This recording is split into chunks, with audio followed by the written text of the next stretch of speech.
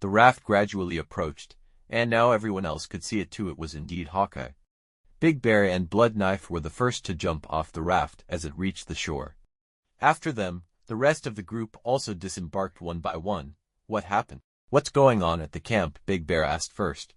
As the leader of the gathering team, Hawkeye wouldn't come here specifically to greet them without a good reason. Therefore, Big Bear's first thought was that something had happened at the camp.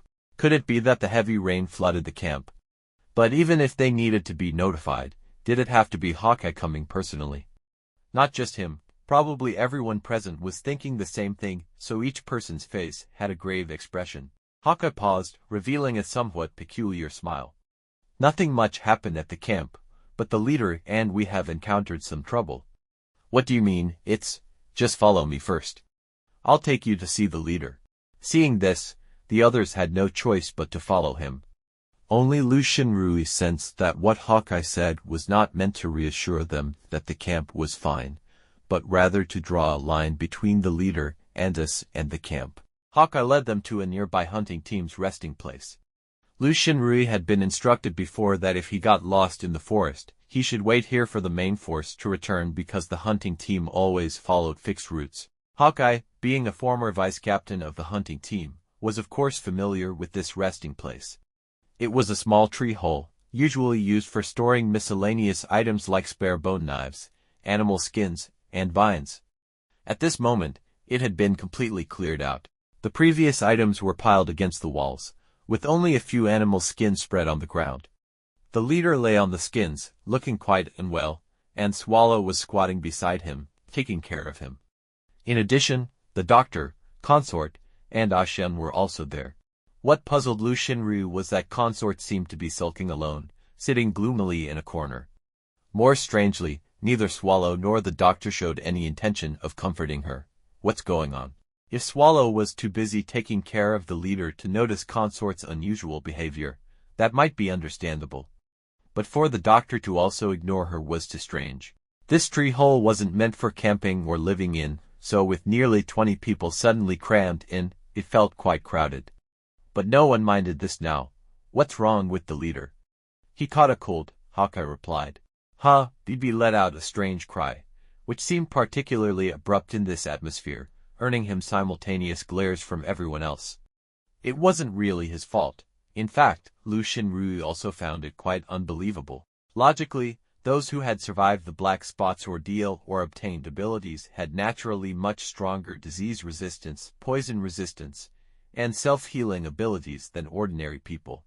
The leader had also gone through the black spots and gained mind control abilities. Although his strength didn't lie in physical resilience, he shouldn't be so easily ill. Hawkeye sighed and began explaining what had happened.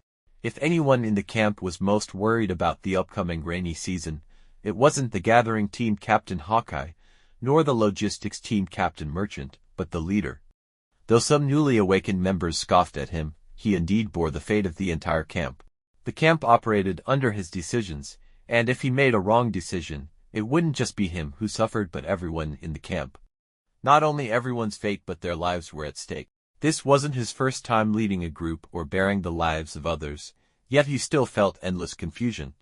The reason was simple: this newborn world had too many things that could kill them, and they knew too little about it.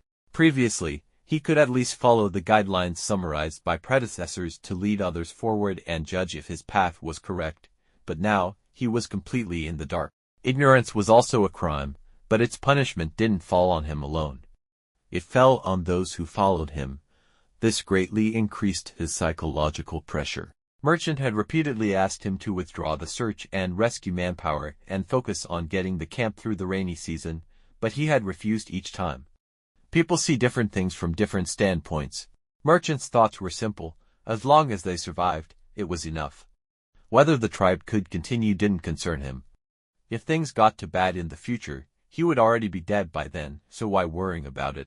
But the leader's character made him want to not only lead the 84 people in the camp to survive but also think about how to ensure the tribe's bloodline continued. Still, he had hesitated, wondering if his decisions were truly right. If they couldn't all survive the rainy season, and their numbers kept decreasing, continuing the search would be meaningless. But in the end, he decided to stick to his original plan.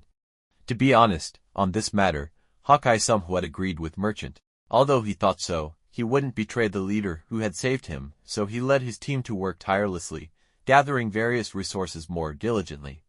They were close to reaching their goal, and everyone breathed a sigh of relief. Merchant stopped bothering the leader, and the leader was quite happy. If they could balance search and rescue with resource gathering, that would be ideal. Unfortunately, man proposes, but God disposes. The afternoon of the second day after Lu Xinrui joined the hunting team, a sudden downpour hit the camp. This was probably the aftermath of the storm Lu Xinrui and his team had encountered. The prophet had given no warning. Even weather forecasts could be wrong sometimes, let alone him without any instruments to aid his observations, relying only on basic knowledge for rough judgments. Many items left outside to dry, like jerky, dried fish, and various identified edible wild vegetables, were ruined in the storm. Although the leader personally led the rescue efforts in the rain, more food was rendered unusable by the rain. Already insufficient resources dwindled further. That night, Merchant again requested the withdrawal of the search and rescue team.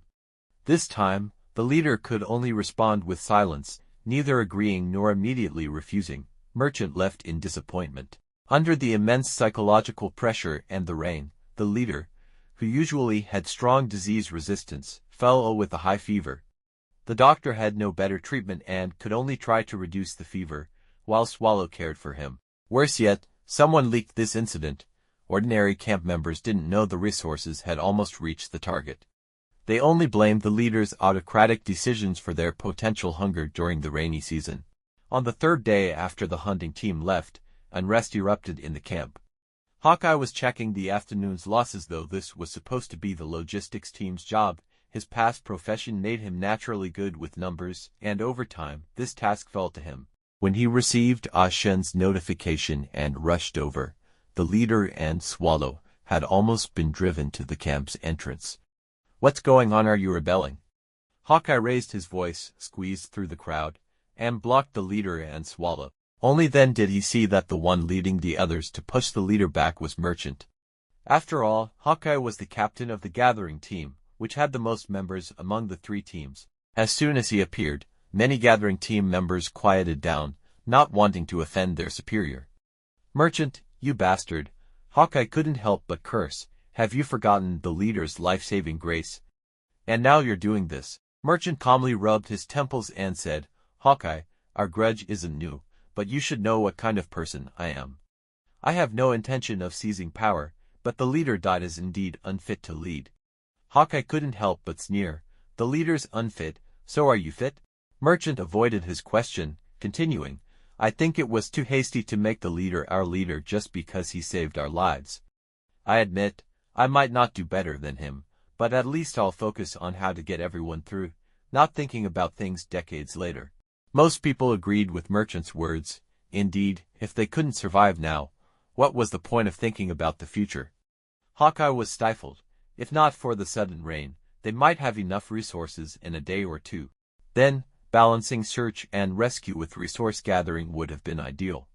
But it was too late now. Just one unexpected rain had ruined the leader's efforts.